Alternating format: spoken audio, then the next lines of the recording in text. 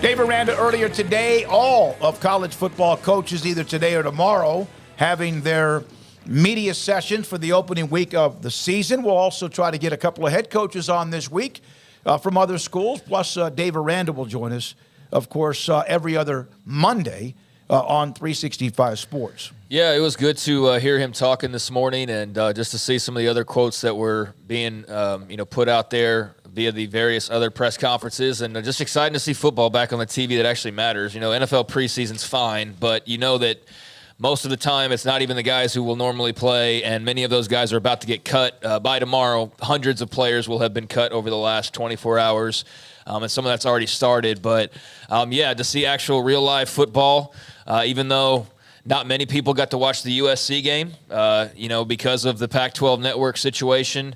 It was still great to just be able to have that as a backdrop or a game that you were locked in on. And, man, I cannot freaking wait. It just feels good. It feels good that we're going to have some real-deal results and real-deal headlines to talk about, when it comes to the on-the-field action. I'm just over the moon that we're finally at this point. All right, so Dave Aranda, a couple of notes. One, that Jarrell Boykins, who is scheduled coming out of spring to be their starter at defensive tackle, is out for this game against Texas State, and sounded like Dave Aranda mentioned he'd be out for a couple of different weeks.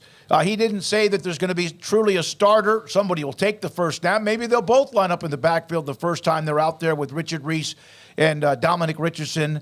As far as what they do at running back, is it kind of 1A, 1B, or just both the starters is also, and that's kind of,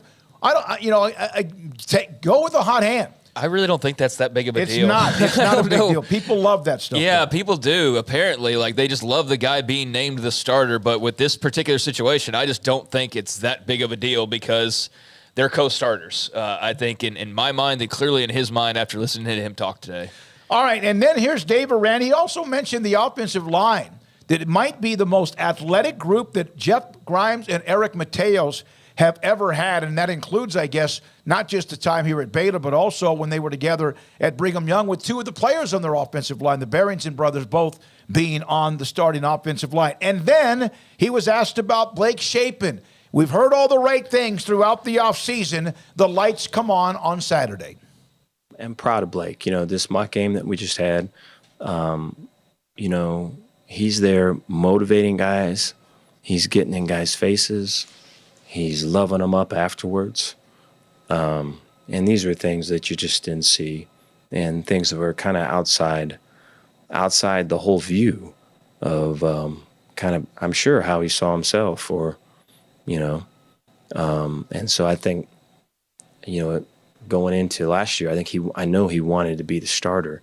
I don't know if there was a full comprehension of what that job entailed, of everything that came with it, and the responsibilities and the weight that's carried and just all of it. And I think that's a major, major, major difference now, is that he's been on both sides of it now, And so I think just his view of all of it is such that, if things go well to start the game, I don't think the down's going to be very low. If things go really well or high to start the game, I don't think he's going to get too high. And I think he's going to stay kind of medium because he's seen it all, or seen a lot of it. That's Dave Aranda from earlier today. Thanks, Jack McKenzie, who was there putting it up, the video for us on 365 Sports and Sic'Em 365 Radio. Garrett also for having that available, too. So just as I was talking about being excited and seeing the real deal, this is what I'm talking about. We've heard all this stuff about Shapen, and it's great to hear that he's matured. He's realized some things, that he's improved his game on and off the field. But at this point, I don't know about y'all, I'm ready to see it. I don't want to hear about it anymore. I want to see it. I want to see him out there and see, if what's been said is true. And I know, all the parts that he's talking about aren't going to be evident against Long Island in game number 1 of the year. Ideally, he's not going to play that much in this game after about halftime if things go, Texas State, things go the way they're supposed to. But you know what? The Bobcats are going to be scrappy, I think. I think they're going to have a little test at least early on. And I think that, if you're G.J. Kinney and company, you're going to be aggressive with Blake Shapen. There's no reason not to be, and I'm just excited to see it because we've heard such good things, but, actually going out there and doing it and knowing how big of a story the quarterback position is for this fan base, and just the angst that entails, and just the uncertainty of all of it, and the decisions that have been made along the way to get to this point.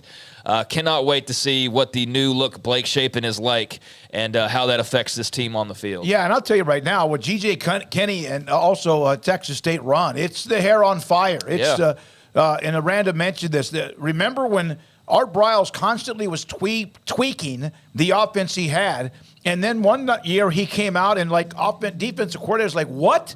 Receivers were lined past the hash marks, all the way near the sideline.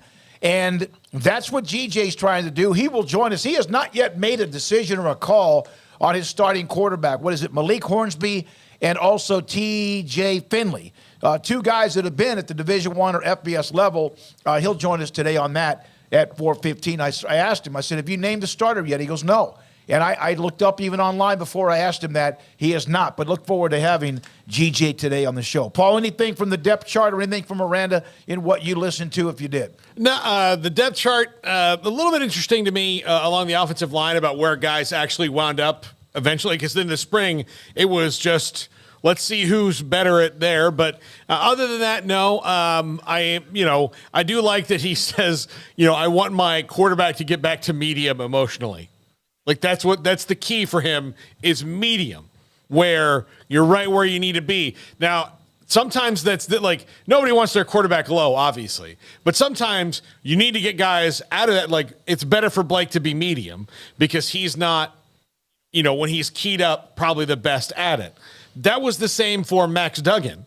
When Max Duggan was able to get to this level, he took the next step, because when you watch Max Duggan early in his career, you'd have a driver you're like, man, this guy's a gamer and a half. And then you watch him be like, man, he is really in his feelings right now, and you need to get him out of it. So that was a curious thing to hear about Blake Shapen. Not curious, but interesting to think that he's the kind of quarterback who needs to be at medium, where there are some guys where you want him cranked up to 11 all the time. Like Brett Favre, when he was playing, you need that guy on full crazy man mode of let's just go make things happen, as opposed to this where some guys just do better here. Yeah, I think it's, different quarterbacks, different personnel. You are who you are. You don't want to be fiery if you're not. You can't be fake with that. And you can't act like you're calm if you're basically not trembling, but you're fired up inside. Be who you are. And if whatever Blake Shapen is, if it works, then that's who he needs to be. All right. Also today, there is the